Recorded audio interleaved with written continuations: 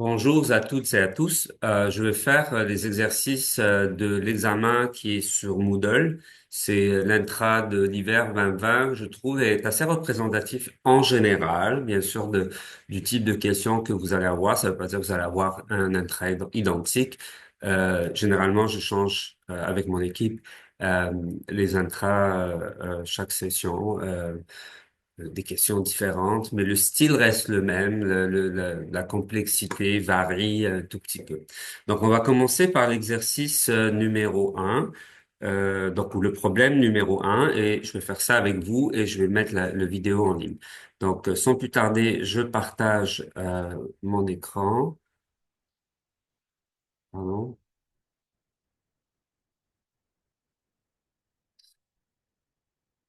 Oui. Non, c'est pas celui-là, c'est celui-là.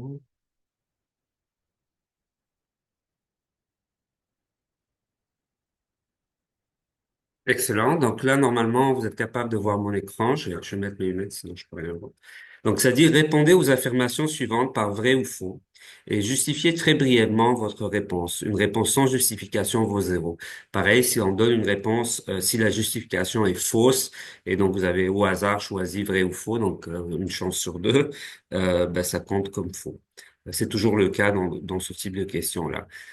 Ici, on vous donne une fonction de transfert et on vous demande est-ce que cette fonction de transfert est stable ou pas. Alors, ici, on voit qu'il y a un zéro, pardon, on voit qu'il y a un zéro positif, donc Z1 égale plus 101. Euh, un zéro positif ne déstabilise pas le système. Donc, la seule chose, il va probablement faire ce qu'on appelle un undershoot, ou si vous allez dans l'autre sens, ça va faire une sorte de d'overshoot bizarre. Donc, ça a tendance à faire malheureusement ça, c'est-à-dire même dans un système qui pourrait éventuellement être stable, il pourrait faire cet effet-là. On l'a pas vu vraiment en classe. Je pense que je l'ai montré. Euh, mais c'est à peu près ça que ça a tendance à faire. OK? On va l'effacer. C'est pas dans la question. Et là, bien sûr, le réflexe ici, c'est de faire, par exemple, vous pourrez faire éventuellement ici le tableau de Rotherwitz et vous allez voir est-ce que c'est stable ou instable. Mais cette question-là est un tout petit piège. Elle est juste sur un point. C'est qu'il y a une annulation pour le zéro avec l'élément du haut. Donc, il faut le vérifier. Donc, je n'aime pas trop la question parce que c'est un piège qui n'est pas nécessaire, mais à la base, ce que vous pouvez faire, c'est calculer les racines de ce polynôme-là. Vous allez trouver que 101 est une racine, et donc 101 S moins 101 divise ce polynôme-là en deux polynômes. Et au fait, si vous faites la réponse ici, c'est vrai. Et si on fait la division de S3, division langue, ça, vous pouvez googler ça, division langue d'un polynôme sur un binôme. Donc,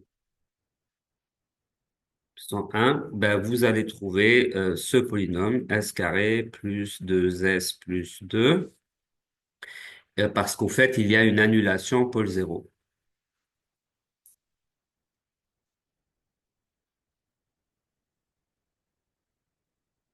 C'est que techniquement, il y a un pôle instable ici. Ce pôle instable est à plus 0,101, sauf que il est annulé par le zéro qui est en haut. Et donc, mathématiquement, vous vous retrouvez avec une fonction de transfert ou un système stable. Vous pouvez faire le système est mathématiquement stable. Il faut pas oublier que nous, on peut tout simplement faire des conclusions sur la fonction de transfert qu'on a. Donc, on ne peut pas spéculer, mais c'est comme je vous l'ai dit en classe, il faut faire attention. En réalité, c'est très difficile d'avoir un, un zéro qui est directement sur un pôle. La réponse à cette question, c'est que le système est stable parce qu'il y a annulation pôle zéro. On va passer à la prochaine question. Donc ici, il dit, étant donné une entrée échelon, la figure CO est la réponse temporelle d'un système d'ordre 1.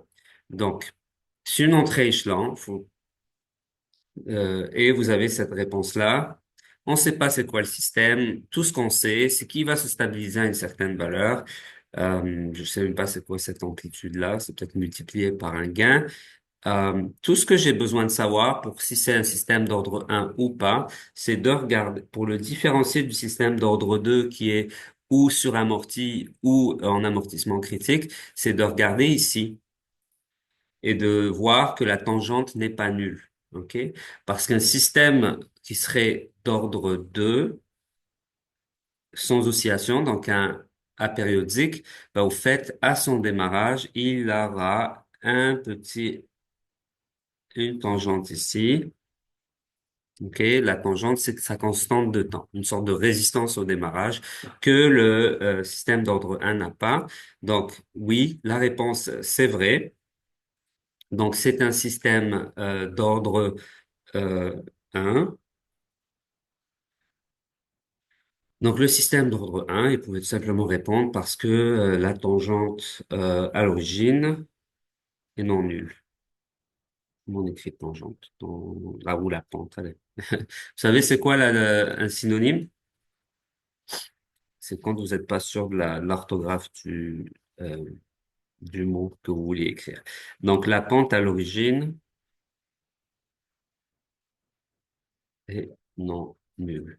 Comme vous voyez ici, mais les explications sont toujours courtes. Je vous laisse en général très peu d'espace. Et donc, quand vous commencez à écrire des histoires, vous écrivez des choses aussi contradictoires, ben, malheureusement, ça marche pas. OK? Maintenant, on vous demande si un système possède un pôle instable et quatre pôles stables, c'est-à-dire c'est un système d'ordre 5, il a un instable et quatre stables. La question, alors ce système est stable. Bien sûr, c'est faux. OK? Pourquoi c'est faux? Le système est instable puisqu'il va diverger vers l'infini, alors que parce que le pôle qui est instable va diverger par l'infini, alors que les pôles qui sont stables vont diverger vers une certaine valeur. Et donc, l'addition de tous ces termes donnera anyway l'infini. Donc, le pôle instable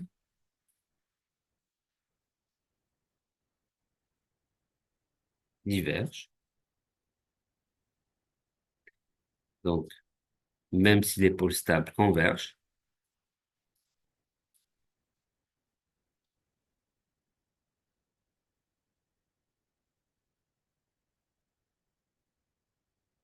la somme totale diverge.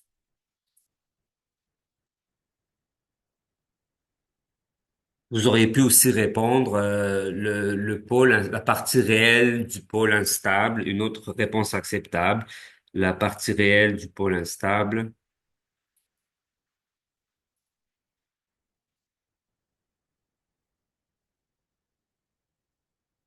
se retrouve dans la réponse exponentielle qui tend vers l'infini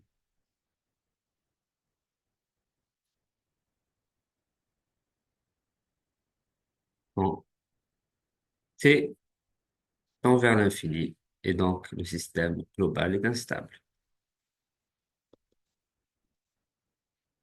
On l'a déjà dit en classe, au fait, ça prend un seul et unique pôle instable dans le système, OK, pour que le système soit instable. Parce que, effectivement, la partie réelle du système du pôle instable euh, va se retrouver dans une des exponentielles qui va, elle, diverger. Donc, même si toutes convergent, eh ben, malheureusement, celui-là diverge et donc la réponse au complet divergent. Donc, la prochaine question, elle vous dit, un pôle dominant est un pôle ayant une partie réelle négative qui tend vers l'infini négatif. OK, donc là, ce qu'on est en train de vous dire, c'est qu'un pôle dominant, c'est un pôle qui est le plus loin de l'axe imaginaire. Bien sûr, ici, c'est l'inverse de la réalité. Donc, c'est faux. Donc, un pôle dominant, est souvent le plus proche de l'axe imaginaire. Les pôles dominants sont les plus proches de IM. OK? Euh, bien sûr, stable. Il peut pas passer de ce côté-là, hein, donc il reste négatif. Et donc le dominant, les pôles dominants sont ceux qui ont la réponse en fait la plus lente. Oups, je sais pas pourquoi j'ai changé de couleur.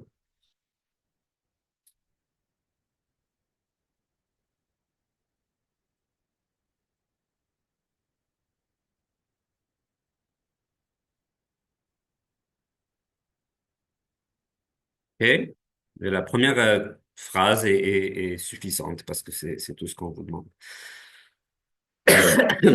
Pardon. Donc ça va être tout pour je vais arrêter le partage. Donc, ça va être tout pour la partie, l'exercice 1. Je vais mettre le vidéo en ligne et petit à petit, je vais vous rajouter les autres exercices que je vais mettre en ligne. Je vous conseille toujours de me regarder en accéléré et de faire les exercices avant de regarder le solutionnaire. Bonne journée.